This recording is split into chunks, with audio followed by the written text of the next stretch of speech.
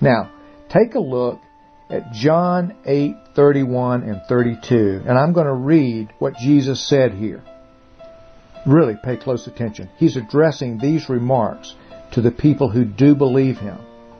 He says, if you abide in my word, then you're truly disciples of mine, and you will know the truth, and the truth will make you free.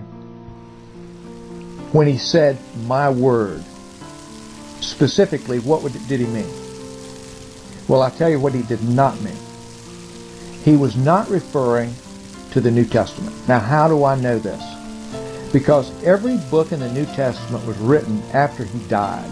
Obviously, he's not dead yet, so there is no New Testament.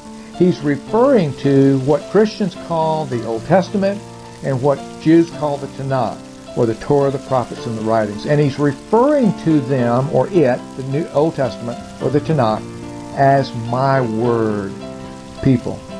You couldn't ask for a more precise claim to be Yahweh than referring to the Scriptures as my word. There's no question about that. But listen to what he says. He goes farther. He says, if you abide in my word, or make my word your home, abide in means make your home in my word, then you are truly disciples of mine, and you will know the truth, and the truth will make you free. Listen to this point, because it's absolutely essential. He's distinguishing between what Yahweh's word says and the traditions that they're being taught by the rabbis. These traditions are coming from the Talmud, from the Mishnah, and other religious writings. And what he's saying is that these writings are not my word. He said, if you want to know the truth and be my disciples, then you're going to have to go to my word, which is the Old Testament or the Tanakh. There's no question that he was condemning those traditions that they were being taught, those traditions that have been passed down for hundreds of years at this point. And he's saying that these things are not my word. And if you look at John 8:33 through 44, you'll see that he says that those traditions that they've learned, they came from Satan himself. But let me tell you this, just so you understand. Our traditions are just as off base. For example, the tradition of substituting the titles Lord and God for the name Yahweh is just as wrong as anything those rabbis were teaching from the Talmud. You see, what we were told is there's only one name we were told to declare to the world. And most Christians have never even heard this name. And there's only one name in which we have salvation. I'm going to prove that to you in a moment. That name is Yahweh. Most Christians don't even know the name Yahweh. Most Christians have never heard the name Yahweh in church. How can that tradition be correct? How can it be right? That tradition that causes us to strip God's name from the Scriptures. It can't be right. In fact, I'll even go farther. That tradition came from Satan as well. Who would have a more significant interest in stripping the name of God from the Bible than Satan himself? No one.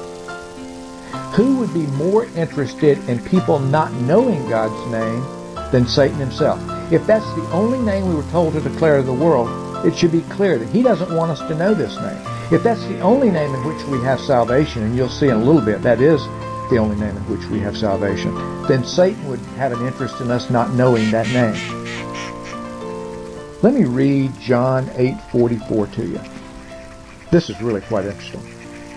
He's referring now to the religious leaders who are standing around listening to him. He says, you are of your father, the devil, and you want to do the desires of your father. He was a murderer from the beginning and does not stand in the truth because there's no truth in him.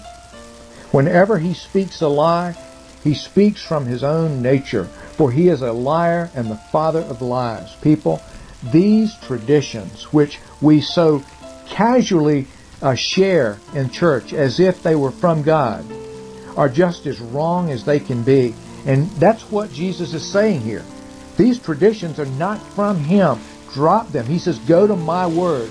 And if you do, you're going to find this much is absolutely true. Yahweh said he's our only Savior. Jesus said he's Yahweh. I want to prove that to you now. It's so clear in the Bible. Look at John 8, verses 54 through 58. Now this is Jesus speaking, beginning in 54. If I glorify myself, my glory is nothing. It is my Father who glorifies me, of whom you say he is our God. And you have not come to know him, but I know him.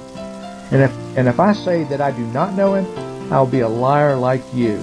But I do know him and keep his word. Now look at verse 56. Your father Abraham rejoiced to see my day, and he saw it and was glad.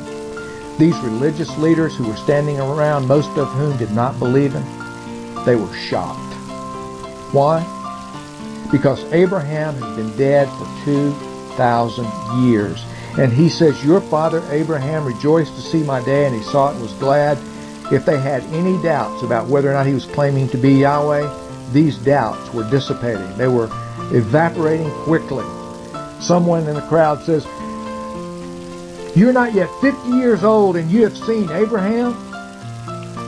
Look at Jesus' response. It's John 8:58. Now, if you have a highlighter, I want you to highlight this verse. Underline it in red. Circle it. And put a mark in the margin so you can find it easily. Because this statement is about as clear as it gets, folks. Truly, truly, I say to you, before Abraham was born, I am. That translation is not great. Here's a better translation. Truly, truly, I say to you, before Abraham existed, I am. He's telling them two things. One, he created Abraham. There's only one creator, Yahweh. Jesus is claiming to be Yahweh. Then he refers to himself again as I am. It just doesn't get any clearer than that.